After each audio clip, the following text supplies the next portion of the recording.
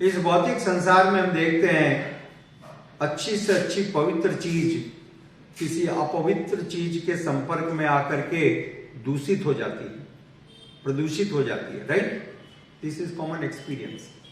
आप नहा धो करके निकले हो और कोई गलत चीज से, अस्पर्श चीज से आपका स्पर्श हो गया तो आप दूषित हो जाएंगे। राइट, ये स्वाभाविक है ना। तो ऐसा अक्सर होता है, परंतु शास्त्र में अत्यंत सुंदर एक उदाहरण दिया गया। यह उदाहरण है सूर्यदेव का। यह उदाहरण है सूर्यदेव का। तो सूर्यदेव सभी जगह से जल का शोषण करते हैं, यह आप सब देखते हो। समुद्रों से सूर्यदेव जल शोषण करते हैं, गंगा जी से सूर्यदेव जल शोषण करते हैं, भाप बन करके सूर्यदेव की तरफ जाता है। राइट, सारे नदियों से, तालाबों से, समुद्र से सूर्यदेव जल को शोषण करते हैं। वही सूर्यदेव विष्ठा से भी जल को शोषण करते हैं। मल, आदमी लोग, पशु लोग अपना मल करके खुले में छोड़ देते हैं ना, छोड़ते हैं कि नहीं? और उसमें से भी जल को शोषण कर रहे हैं। हाँ, सूर्यदेव कितनी गंदी जगह है, कल्पना कर सकते हैं। तो फिर तो सूर्यदेव अपवित्र हो गए। राइट, उन्होंने स्पर्श किया या नहीं किया? स्पर्श किया और उससे जल भी निकाला। परंतु शास्त्र में इस बात का प्रमाण है कि सूर्यदेव कभी अपवित्र नहीं होते, नेवर कंटामिनेटेड। प्रतिदिन हम सब उनकी पूजा करते हैं, जल का तर्पण करते हैं। राइट, तो जो इतने सामर्थ्यवान है उनको किसी भी प्रकार का अपराध या दोष नहीं लगता, समझ गए? क्योंकि वो इतने शक्तिशाली हैं कि सबको पवित्र कर देते हैं। उस जल को उन्होंने लिया, उसको भी पवित्र कर दिया, समझे? उस जल को भी पवित्र कर दिया। अब श्रील प्रभुपाद जी ने दूसरा उदाहरण दिया।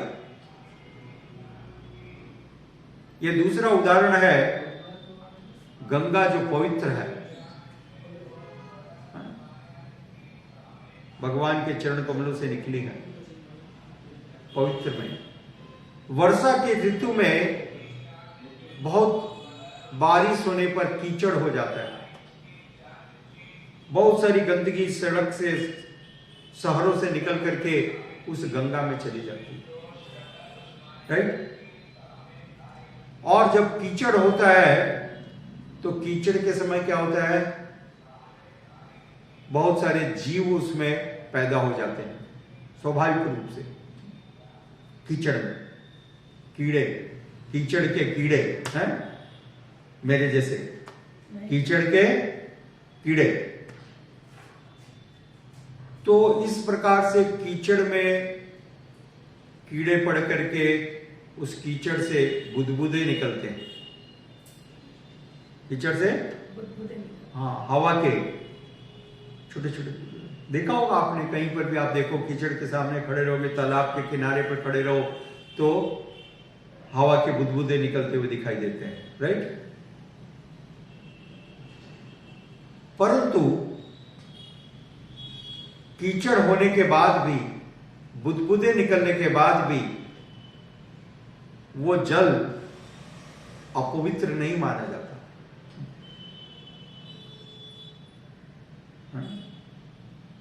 वो जल अपवित्र नहीं माना जाता, वो गंगा गंगा ही रहती है, गंगा जल ही है,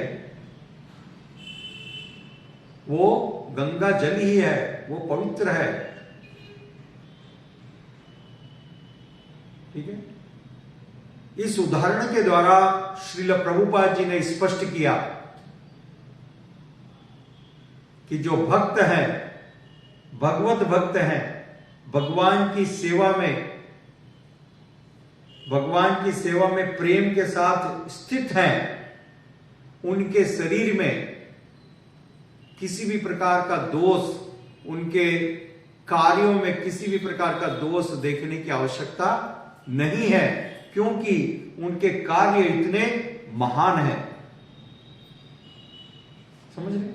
उनके कार्य इतने महान हैं। They are performing such wonderful activities जो दिव्य है।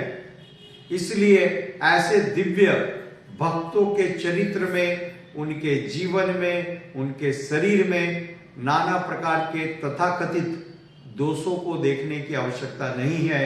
ये काले हैं, ये ठिगने हैं, ये मोटे हैं, ये छोटे हैं, बाहरी रूप से। हाँ, किसी भी प्रकार का दोष, ये भौतिक संसार में एप्लीकेबल है दोष, ठीक है, परंतु भगवत भक्तों में दोष को देखने की आवश्यकता नहीं है। किसी भी देश के हो, किसी भी जात के हो, किसी भी वर्ण के हो, किसी भी समुदाय के हो, किसी भी परिवार में जन्म लिए हो, ठीक है, यदि वो भगवत भक्त हैं, भगवान की भक्ति के बारे में आपको और मेरे को प्रेरित कर रहे हैं, तो वो सदैव पूजनीय है। He is always worshipable unconditionally, ठीक है, क्योंकि ऐसे भक्तों में किसी भी प्रकार का दोष नहीं होता, ठीक है, वो सारे दोषों को तुरंत पवित्र कर देते हैं। श्रील प्रभुपाद जी ने उदाहरण दिया चंद्रमा का,